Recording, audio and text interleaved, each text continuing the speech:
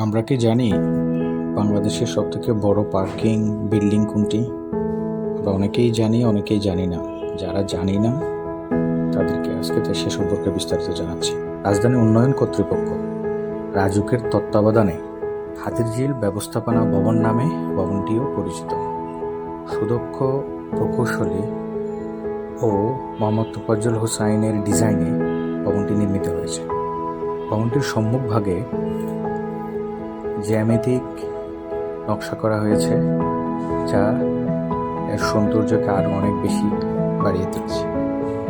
দিনের বেলায় জ্যামিতিক স্ট্রাকচারগুলো যেমন দেখা যায়, রাতের বেলা তার নান্দনিক লাইটের সৌন্দর্য দেখা যায়, যা যে কাউকে মোহিত করে। অনেকেই জানলে অবাক হয়, 1000-এরও বেশি কার এই বিল্ডিংয়ে পার্কিং করা যায়, যা 1114 স্কোয়ার মিটার জায়গার উপরে নির্মিত।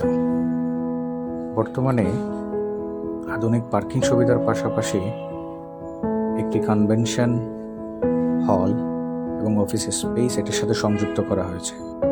এলিট কনভেনশন হল নামে অনেক বেশি পরিচিতি পাচ্ছে। অনেক বড় বিবাহ অনুষ্ঠান, সামাজিক, কর্পোরেট যে কোনো ধরনের বড় অনুষ্ঠান এখানে সম্পাদন করা সম্ভব, যেটাতে অনুষ্ঠান সম্পাদন করার পাশাপাশি 1000-এরও বেশি গেস্টদের গাড়ি পার্কিং একই জায়গায় করা সম্ভব।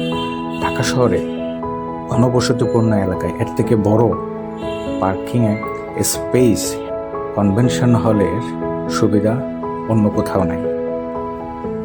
তাই আপনিও ঘুরে আসতে পারেন হাতিরঝিলের সৌন্দর্য দেখার পাশাপাশি বাংলাদেশের সর্ববৃহৎ এই পার্কিং বিল্ডিংটি।